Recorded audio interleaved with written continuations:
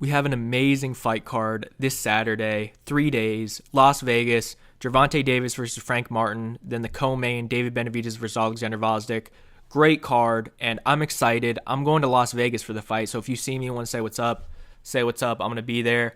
And I just want to give my predictions because it's been a minute since I made a prediction video. I feel like maybe like 3 weeks or so or something, but y'all know I'm on top of my predictions. I've been 100% since the beginning of the year. If you go to my Twitter, JackAlter0, I changed it from 99. Everyone was like, were you born in 99? I was like, no, I'm not born in 99. It was just the only thing available. But I changed it to JackAlter0. My pinned tweet is my predictions for 2024. I've gotten all of them right. Jack Catterall, unanimous decision over Josh Taylor. Usyk, unanimous decision over Fury.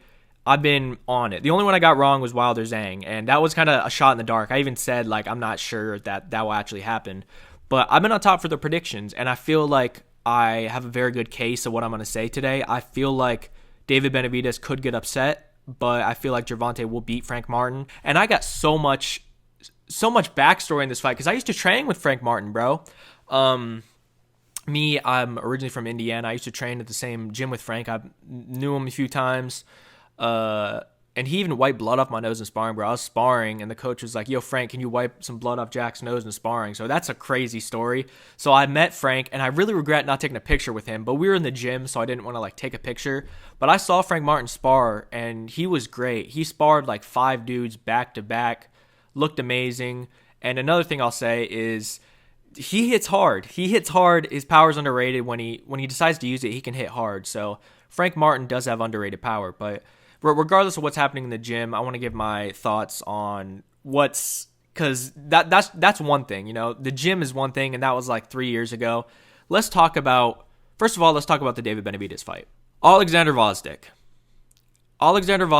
had a great career at light heavyweight. He was one of the 2013, it might have been 2014, Ukrainian boxing, like, elite guys coming up on the same team with Lomachenko and Usyk, and he lost to Beterbiev, so that's why he kind of got out of the picture because he took a bad loss to Beterbiev. Went undefeated, got a nice win over Adonis Stevenson, and a lot of people consider it the best win of Artur Beterbiev's career because he was undefeated. It was a kind of a close fight. Gvozdyk was winning rounds, and then Beterbiev's power just took over completely. Also, the funniest thing happened in that fight, bro. Artur Beterbiev, I think it was like round 9, or 1 round before the knockout. He hit him with a body jab. He hit Gvozdyk with a body jab, and Gvozdyk like backed up and like wiped his glove on his pants and like looked up and then looked at the referee and saying, like, I think there's something on my glove. I'll show the clip right here. It's spin. Yeah, Gvozdyk is throwing the volume, whereas Beterbiev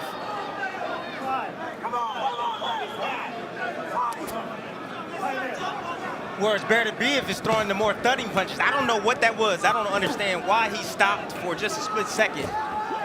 This is what happened earlier in the round. As that straight left hand came in. He got hit with a body shot, and he needed to breathe. Made him stop and get a breather. Well, we don't get timeouts in this sport. He sold that, Joe. He sold it to Gary Rosado. And that was the craziest thing I've ever seen because that was such a smart move. He got hurt by a body jab and looked at the referee. That was a crazy move. So that was crazy. But anyways, he took a career, like, it seemed like he retired maybe. He got a concussion, got knocked down 3 times in a really hurtful, devastating fashion by the biggest puncher in boxing. And he took a break. I think it was about 2 years break, and then about 2 to 1 year ago, he made his return to boxing. He got some knockouts over some not crazy good competition. He's 37 now, and he's going to be fighting David Benavidez. David Benavidez is going up in weight for the very first time to 175. And when I heard this, when this fight was first announced, I said to myself, "Oh, it's a good fight. You know, Gvozdyk. It'll be interesting to see how David Benavidez wins at 175." I kind of just ignored it and didn't really think much about it. I was just like, it is what it is. But now, the closer the fight gets, I'm thinking, yo, Gvozdyk could win. And call me crazy. I'm not picking him to win. I think Benavidez will get the better of him. And they said, and I know sparring, but they said that they sparred and Benavidez beat the crap out of him in sparring. And if Benavidez, even though he's 37, he still has something left in the tank, I believe, because you just don't lose everything overnight. He does have power. So if David Benavidez can get this win, I will be impressed. I will honestly be impressed that he can do that, because Gvozdyk, although he's a bit washed, it'll be an impressive win, because Gvozdyk has always been a great fighter. Prime for prime, Gvozdyk versus Benavidez, that's a very interesting fight. We just don't know how much Gvozdyk has left, because he hasn't fought the best competition. So we're going to see what's up, and I'm just saying I'm going to pick David Benavidez to win, probably late round stoppage. It could be early, because, this is one of those fights where it's like, how much does this guy have left? That's really all it depends on. We don't know how much this guy has left.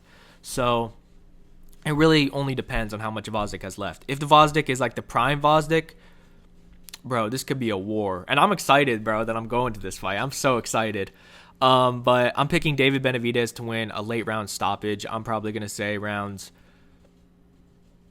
8 to 12. I know that's like a wide variety. I'm going to say rounds 8 to 12, so scoring a knockout over Alexander Gvozdyk. Now, Gervonta Davis versus Frank Martin. Frank Martin is a dog. I mentioned I trained at the same gym as him, and I saw him look amazing, but the gym's a different story, so that doesn't really play as a factor. Gervonta Davis, I saw an interview recently where he was talking about the Ryan Garcia fight, and he was saying how I was nervous, and it made me think Gervonta Davis is scared to get hit. Like, he does not like getting hit. That's why he doesn't take crazy challenges. That's why he's ducked Lomachenko for years. And, I like Gervonta Davis. I really do like Tank a lot. I think he's a great fighter, but he really takes weak competition because he doesn't want to get hit. I think Tank could beat, almost all the top guys if he put his, mind to it. But he just doesn't want to. He's taken, the easy road. And, look, I understand that, but if he wants to be great, he has to step up the competition. And he is stepping up in competition for this fight, because Frank Martin he's undefeated. As they would say, he's a slick, undefeated Black American fighter. That's what they say. And I like Frank, but I'm leaning towards Gervonta winning on this fight, because Frank, it seems like he fights in a similar way he fights towards Teofimo, because some nights he shows up great, other nights he doesn't show up great. When he fought Michelle Rivera, that wannabe Muhammad Ali dude, he looked amazing. He dropped him once, dominated 12 rounds, and that Rivera dude was good.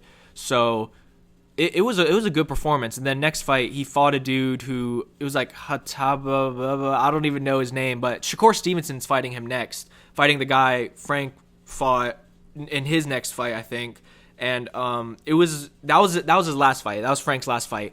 And bro, he looked like he might have lost. It might have been a robbery, but he dropped the guy late. Looked good late. Looked like he was going to stop him. The other guy survived, and it was a close decision. I didn't score it. My dad, who I was watching with, thought Frank lost, and he was super nice to my dad when we used to train at the same gym with Frank.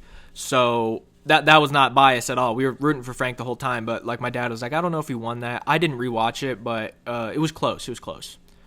So Frank Martin fights in.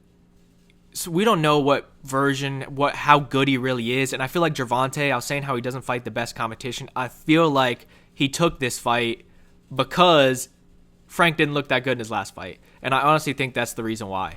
So I'm leaning towards Gervonta Davis to win, probably round 7 knockout or something. It could be a middle rounds knockout. I just feel like Frank doesn't have, I feel like he just doesn't have it to beat Gervonta Davis. And I feel like one punch from Gervonta Davis can change everything, obviously. So I expect Gervonta Davis to knock him out. And, Frank, I don't know if he can pull up the upset. I would love to see it because I'm Team Frank. I'm going to be there. I'm probably going to meet a bunch of people that I used to train with there, that I used to train with Frank. And it's going to be sick, but, I just don't see how Frank's going to win this. Benavidez Gvozdyk is going to be interesting, very interesting, and I'm really excited to see that. But the Gervonta fight, I think Gervonta's going to win. But that's it. That's my prediction on the fight. Who do you think's going to win? Be sure to follow the Twitter, JackAlter0, Instagram, JackAlter_. Follow me on YouTube because, dude, I got so much content bro, I'm ready to go with the content. But anyways, hope y'all are doing well. God bless and peace.